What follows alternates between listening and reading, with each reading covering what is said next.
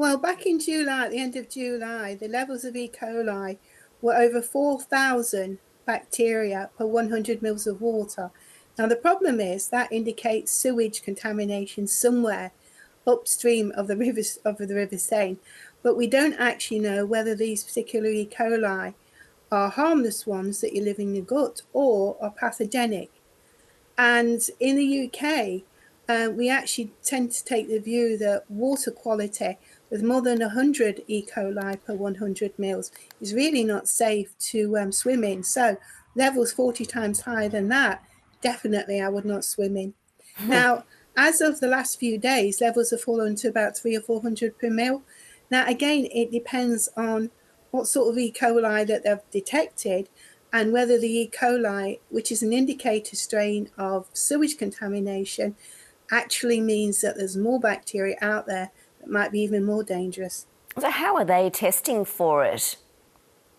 They're not testing for it, basically, because this is natural river water. There'll be lots of microorganisms, bacteria and viruses in it because it's wild, basically. But E. coli is associated with sewage, and that's the indicator strain that actually environmentalists look for when actually testing water quality. How difficult is it to quantify the exact risk to athletes when organisers say that they're testing it every day because the situation fluctuates from day to day? What are they taking into consideration? They're taking into consideration the numbers of bacteria, what they call colony-forming units per 100 mils, and currently it's around about 300 or 400. Now in the UK, we would actually argue that that wasn't safe to swim in, but in France, they actually are saying that the water is safe enough now for the triathlon athletes to basically swim in the water. I personally wouldn't. I don't think I would either, but those athletes have done a really amazing job. Can you tell us, can just a mouthful of this contaminated water make you sick, and how severe an illness can result from it? Well, it depends on whether the E. coli and the other bacteria in the Seine actually can cause disease. Now, in terms of an infective dose, it's usually a few thousand bacteria, and you wouldn't be able to taste or detect those. But within about a day or maybe 2 or 3 days, you'd get an upset stomach and start feeling very unwell indeed. And if the E. coli detected was enterhemorrhagic E. coli, which makes a toxin that can actually sort of cause kidney failure, you would definitely know that. You'd have bloody diarrhea and so on. But generally speaking, if there's lots of E. coli there in the water, don't swim in it.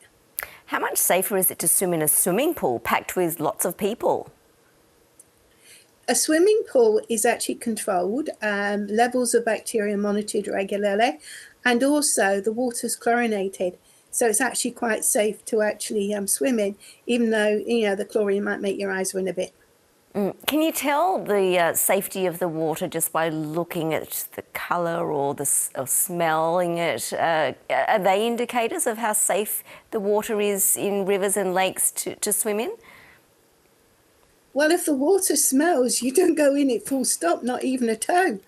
No, generally speaking, the levels of bacteria that can actually cause disease are so low that they're invisible. So you can't tell just by looking at the water whether or not it's safe to swim in. But if it looks green and murky, probably that's not a good indicator.